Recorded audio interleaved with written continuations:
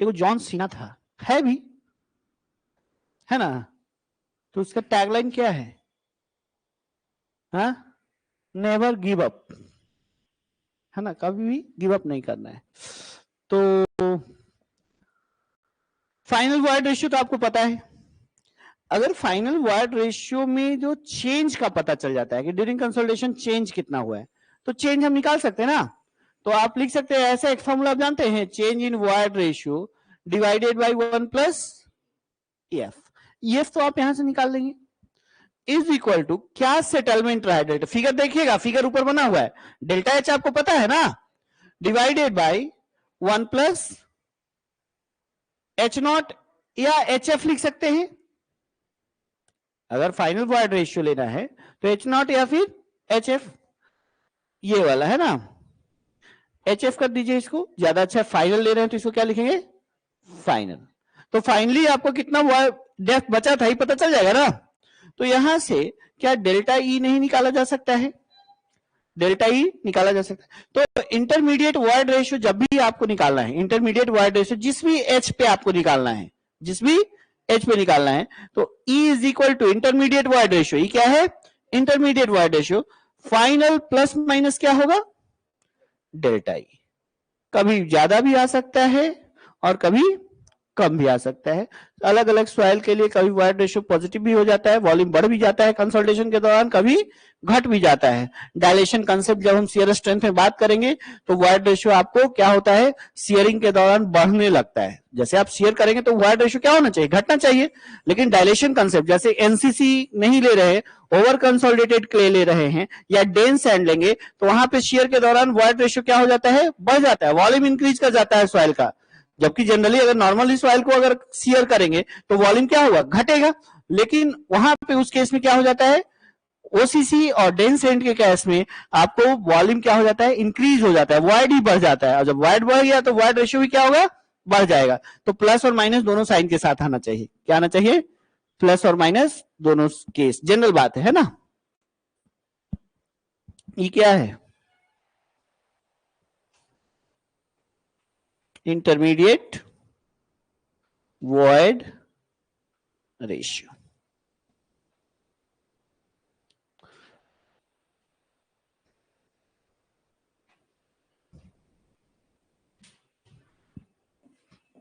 as we know,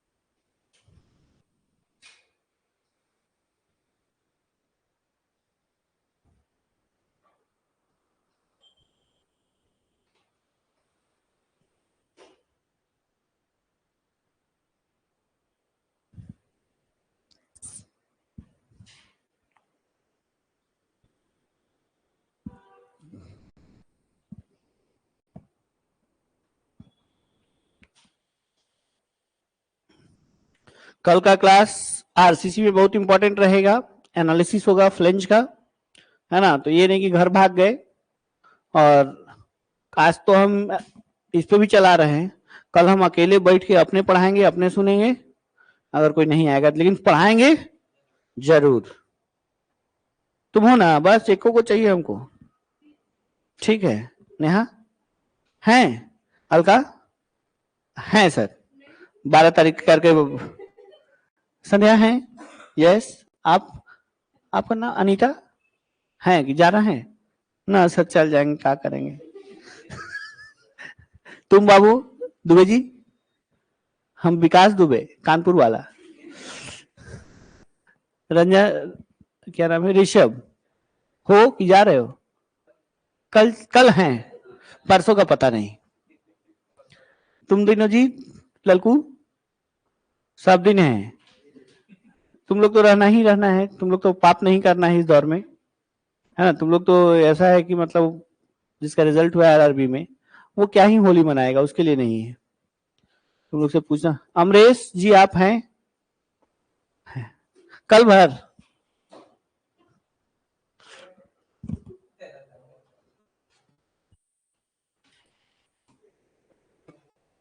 stages of क्या Sujit? Coaching कभी भी छुट्टी के लिए नहीं जाना जाता है ना? कोचिंग कभी नहीं जाना चाहिए छुट्टी को लेके कि हाँ बड़ी छुट्टी होता है, बड़ा अच्छा कोचिंग है। 14 को दे देंगे। 14 को तो हम नहीं आ पाएंगे, तो मान लो कि हम 14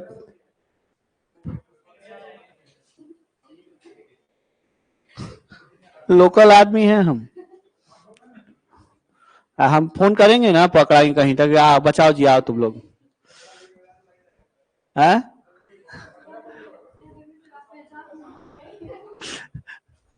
स्टेजेस ऑफ, तो 3 स्टेज में कंसोलिडेशन को देख सकते हैं। स्टेज हम नेक्स्ट जो टॉपिक देख रहे हैं, 3 स्टेज में कंसोलिडेशन को देखना चाहेंगे। Initial, primary and secondary. Initial, primary and, याद रखिएगा इनिशियल कंसोलिडेशन का मतलब आपको समझना चाहिए, प्राइमरी कंसोलिडेशन क्या होता है और सेकेंडरी कंसोलिडेशन क्या होता है। और कभी क्वेश्चन पूछ दे कि टरज़ागी जो है, टरज़ागी प्रिंसिपल जो कंसोलिडेशन के लिए है, किस स्टेज के लिए वैलिड है? Initial, primary and secondary. तो प्राइमरी के लिए क्या बोलेंगे? दिस इज द क्वेश्चन, है ना, कि टरज़ागी वन डायमेंशनल कंसोलिडेशन इक्वेशन जो है वो किस स्टेज के लिए एप्लीकेबल है? तो कौन सा? प्राइमरी। तो पहले तो ये पता करना चाहिए कि what is initial, what is primary and what is secondary consolidation. इस बात को आपको हमको समझाना है। तो हेडिंग दे दीजिए इनिशियल। 3 स्टेज में देखेंगे इसको। Number 1, initial consolidation. Initial consolidation जो है ना बाबू, वो कंसोलिडेशन है ये नहीं है। इनिशियल कंसोलिडेशन जो है ना, वो कंसोलिडेशन है ये नहीं है, वो कॉम्पैक्शन है। वो क्या है? कॉम्पैक्शन है। जब हम लोडिंग देंगे तो just after application of load आपके आपके सॉइल में कुछ सॉइल के वॉल्यूम में कुछ डिक्रीज आएगा, जो कि एक्सपल्सन ऑफ एयर के कारण होगा या कंप्रेशन ऑफ एयर के कारण हो सकता है ना।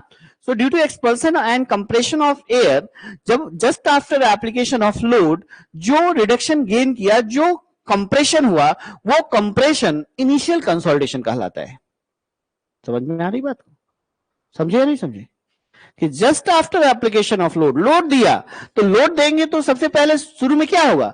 एयर अगर है तो एयर एक्सपेल आउट होगा, एयर सिस्टम से बाहर जाएगा। सिस्टम यहाँ पे क्या है? Soil.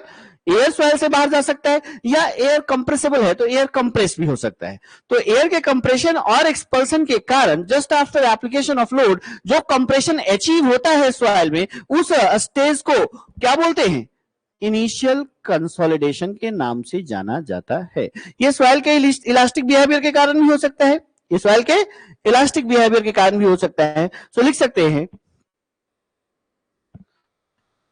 it is the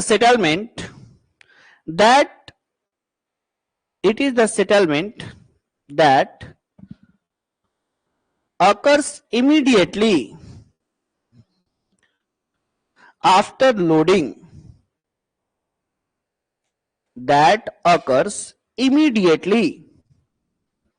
It is the settlement that occurs immediately after loading. शब्द क्लियर है? इमीडिएट मतलब just after application of load. जो सेटलमेंट ऑब्जर्व किया गया है वो सेटलमेंट किसके कारण हुआ? सॉइल के इलास्टिक बिहेवियर के कारण हो सकता है, या फिर सॉइल से एयर के एक्सपल्सन के कारण हो सकता है। और ये इनिशियल सेटलमेंट ही क्या कहलाता है?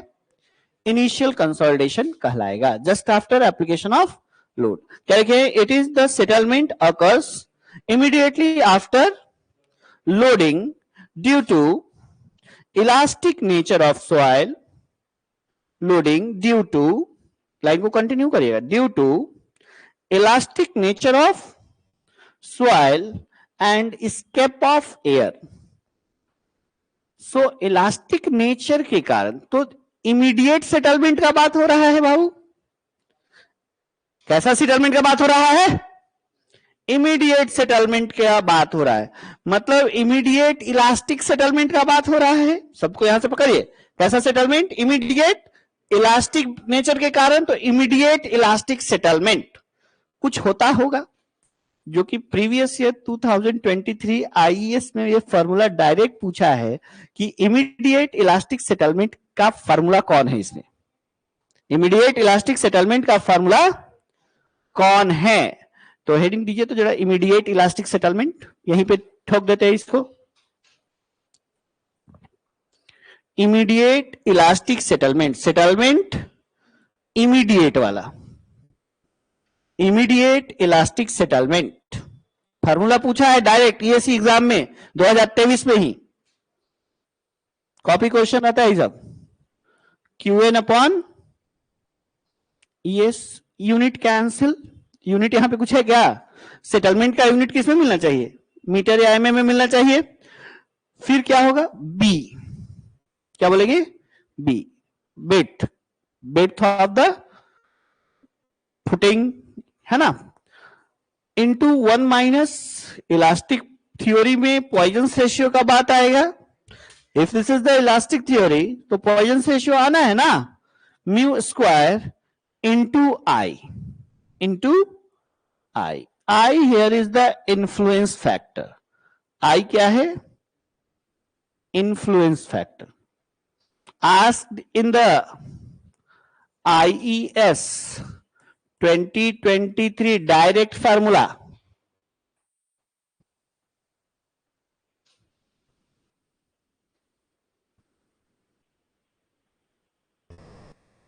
आई है, क्यूएल लिखो, नेट प्रेशर इंटेंसिटी। क्यूएन क्या है? Net pressure intensity. ईएस क्या है? Young's modulus of soil. Mu क्या है? Poisson's ratio of soil. B क्या है? कैरेक्टरिस्टिक डायमेंशन और कैरेक्टरिस्टिक लीनियर डायमेंशन। बी,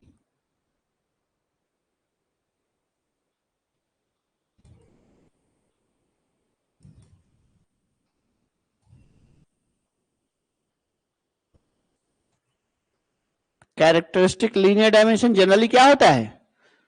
अगर सर्कुलर है फुटिंग तो डाया, अगर रेक्टेंगुलर है तब बी, एल नहीं, रेक्टेंगुलर है तो बी। तो बी हो सकता है रेक्टेंगुलर केस में, ये बी क्या है? विड्थ ना। बी हो सकता है रेक्टेंगुलर केस में, और डाया हो सकता है किस केस में? सर्कुलर केस में। उसी को कैरेक्टरिस्टिक लीनियर डायमेंशन बोल रहे हैं। शब्द को खाली उल्टा पुल्टा कर दिया है। अगर आपका फुटिंग रेक्टेंगुलर है तो बी होगा लिस्ट डायमेंशन, है ना, और अगर ये होगा सर्कुलर होगा तो क्या होगा? आई क्या है? Influence factor. अब पूछ देगा आपको, आरआरबी में पूछ देगा आपको, एसएससी में, तो का केस कर दीजिएगा आप, नहीं कर सकते हैं, सवाल से ही पूछा गया है। जब ईएससी में पूछ दिया, फॉर्मूला तो कहीं भी पूछा जा सकता है, ईएससी में पूछ दिया तो क्या एसएससी में नहीं पूछ सकता है? ये तो रीच की बात है कि हमारा रीच कहाँ है, हम कहाँ कहाँ पकड़ लेते हैं क्वेश्चन को। तो जैसे ही इमीडिएट सेटलमेंट की बात हुई तो हम इमीडिएट इलास्टिक सेटलमेंट का फॉर्मूला उसमें क्या कर दिया, आपको दे दिए कि ये वाला भी रखिए अपने साथ, इसको कहा छोड़िएगा। ठीक है। इन्फ्लुएंस फैक्टर किस किस चीज पे डिपेंड करेगा? शेप पे। लिख सकते हैं एक point, influence factor depends upon, influence factor depends upon stiffness. Stiffness का मतलब कहां पे जा रहा है मेरा पॉइंट? नहीं, स्टिफनेस का मतलब है कि किस टाइप का फुटिंग है, फ्लेक्सिबल है कि रिजिड है। तो रिजिड के लिए आई का वैल्यू अलग होगा और फ्लेक्सिबल के लिए वैल्यू अलग होगा। स्टिफनेस जो कंसर्न दिया है यहां पे, स्टिफनेस पॉइंट किसको जा रहा है कि फुटिंग होगा, फुटिंग से सॉइल पे लोड आएगा, लोड के कारण इलास्टिक सेटलमेंट होगा, लेकिन फुटिंग कैसा है इसके अकॉर्डिंग आई का वैल्यू अलग अलग होगा। तो स्टिफनेस इन फुटिंग का मतलब क्या? चाहे तो फुटिंग रिजिड होगा तो ज्यादा स्टिफर होगा, या फुटिंग फ्लेक्सिबल होगा तो स्टिफनेस क्या होगा? कम होगा। समझ रहे बात को? तो लिख सकते हैं influence factor depends upon stiffness comma shape. तो रेक्टेंगुलर के लिए अलग, सर्कुलर के लिए अलग। शेप, फुटिंग का शेप कैसा होगा, है ना। तो शेप सर्कुलर भी हो सकता है शेप, तो रेक्टेंगुलर के लिए अलग ही कहानी होगी, आई की अलग वैल्यू होगा, और सर्कुलर के लिए अलग वैल्यू होगा। तो ये सब आपको दिया रहेगा टेबल में, है ना। इसके बाद and L by B ratio, अगर रेक्टेंगुलर है तो एल बाई बी रेशियो होगा कि नहीं, एंड एल बाई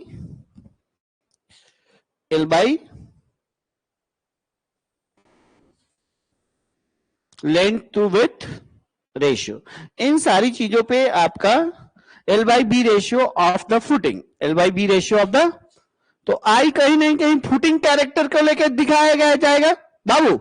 आई किसके कैरेक्टर को दिखाएगा, फुटिंग कैरेक्टर को, कि फुटिंग फ्लेक्सिबल है कि रिजिड है, फुटिंग सर्कुलर है कि रेक्टेंगुलर है। एल बाई बी, अगर रेक्टेंगुलर है तो एल बाई बी रेशियो कितना है, ज्यादा है या कम है, को लेके आई का वैल्यू आपको दिया जाएगा इन द टेबल। वो टेबल में अलग अलग वैल्यू आपको सब रटने की जरूरत नहीं है, बस इतना बात जानते हो। ये क्वेश्चन बना सकता है ना, influence factor depends upon what, A B C all, ABC all करके क्वेश्चन बना देगा कि नहीं। क्या लेंथ टू विथ रेशियो पे डिपेंड करता है, यस। क्या शेप पे डिपेंड करता है, यस। क्या आपको स्टिफनेस पे डिपेंड करता है, यस। तो all of the above, yes. Clear है, इस तरीके से जाएंगे। नेक्स्ट आप लिख सकते हैं सेकंड में, क्या लिख सकते हैं बाबू सेकंड में, primary consolidation, primary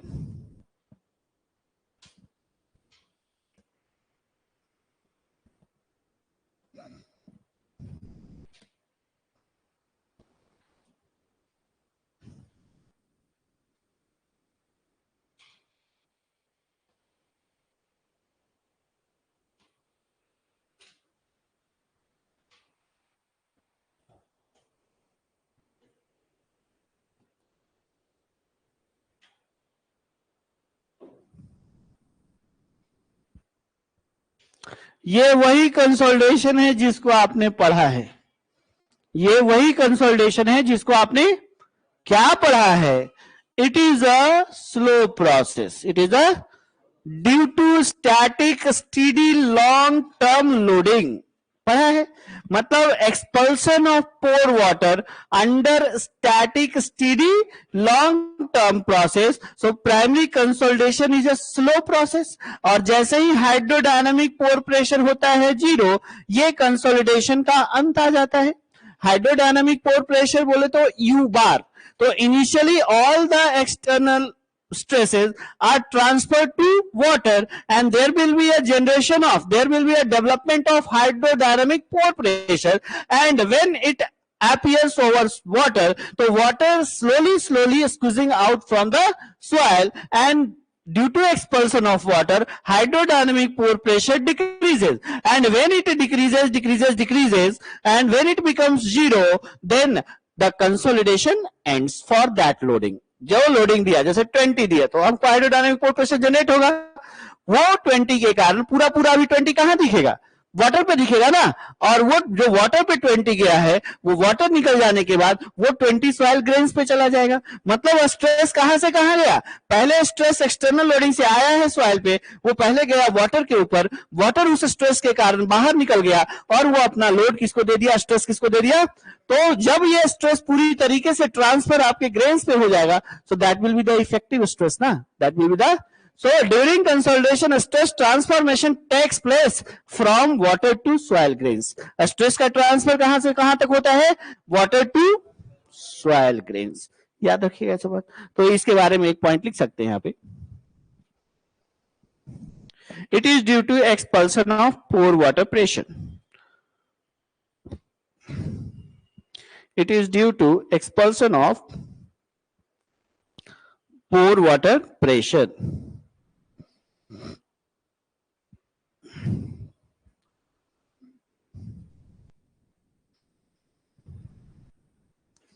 It is due to expulsion of pore water pressure।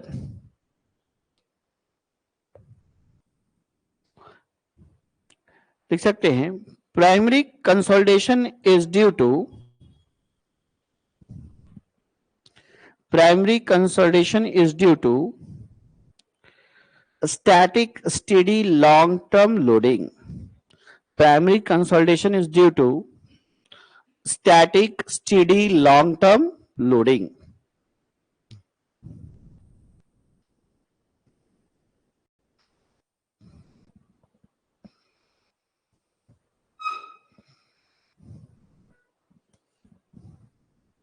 It is also known as primary compression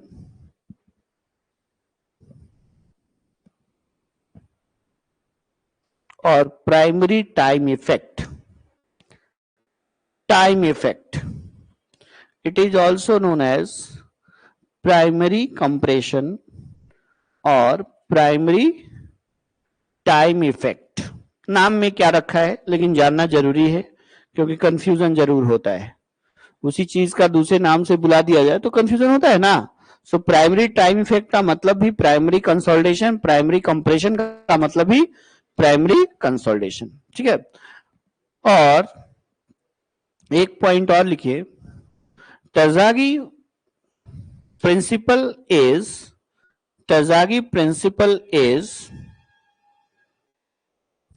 applicable only for primary consolidation. Terzaghi principle is applicable only for primary consolidation. Primary consolidation. ठीक है. Next point number 3 में secondary consolidation. क्या लिखेंगे? Secondary consolidation.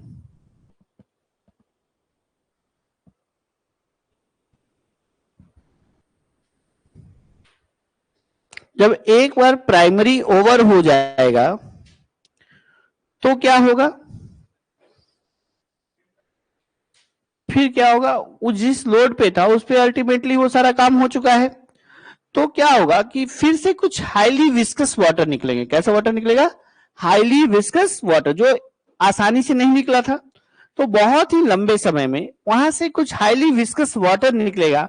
ये किस कारण से संभव होगा? Due to the rearrangement of soil particle. So particle का जो रीअरेंजमेंट होगा तो वहां से और भी कुछ विस्कस वाटर क्या होंगे? सिस्टम से बाहर निकलेंगे. और जो कंप्रेशन उसके दौरान नोटिस किया जाएगा, जब हाईली विस्कस वाटर आपके सॉइल से निकलेंगे तो फर्दर फिर कुछ कंप्रेशन होगा. तो उस कंप्रेशन को क्या बोला जाता है? Secondary consolidation. मतलब it is the expulsion of highly viscous water due to plastic readjustment of soil particles. और ये बहुत लंबे समय तक होगा, इसलिए इसको क्रीप कह देना क्या सही नहीं है? क्रीप क्या है?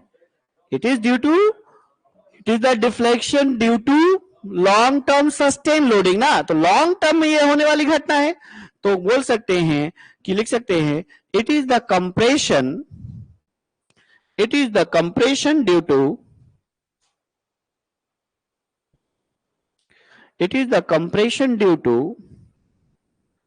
expulsion of highly viscous water. It is the compression due to expulsion of highly viscous water.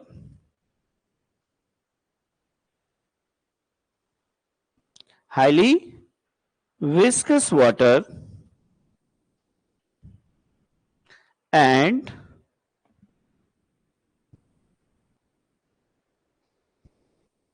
it is the compression due to expulsion of highly viscous water and plastic readjustment of soil. Plastic readjustment of soil.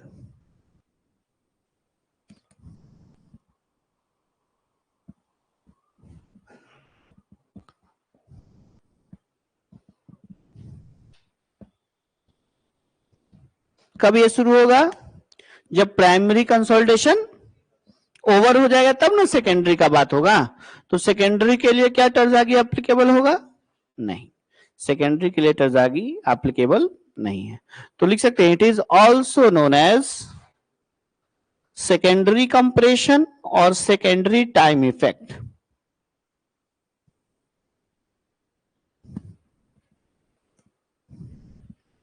जब constant load, constant effective stress over the soil लगता रहेगा तो काफी slow rate से ये घटना घटेगी। और secondary time effect, secondary compression और secondary time effect.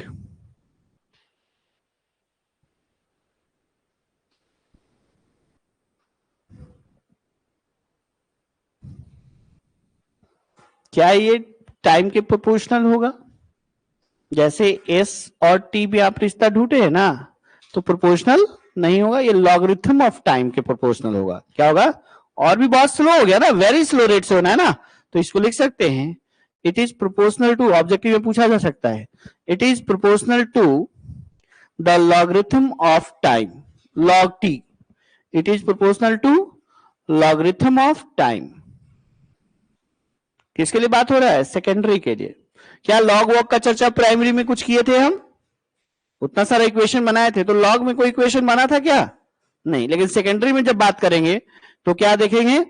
Log T के प्रोपोर्शनल होगा। किसके प्रोपोर्शनल होगा? तो ऑब्जेक्टिव पॉइंट ऑफ व्यू के लिए हम एक स्टेटमेंट आपको दिया है कि सेकेंडरी कंसोलिडेशन के बारे में अगर पूछा जाए तो वो इस टाइप से क्वेश्चन बनाया जा सकता है कि क्या टी के प्रोपोर्शनल होगा? नहीं, it is proportional to log T. Very slow ना, क्या होगा? Very slow. तो ये तो कहानी था आपका कंसोलिडेशन का। अब कहानी जानने का कोशिश करिए। आप पढ़ रहे हैं सॉइल का इंजीनियरिंग प्रॉपर्टी, जिसको क्या बोलते हैं? कंप्रेसिबिलिटी। कंप्रेसिबिलिटी के अंदर घुस के आप देखा, पानी निकाला और उसको बोला कंसोलिडेशन। अब निकालो हवा और उसको बोलो कॉम्पैक्शन। तो chapter number 12 compaction, chapter number 12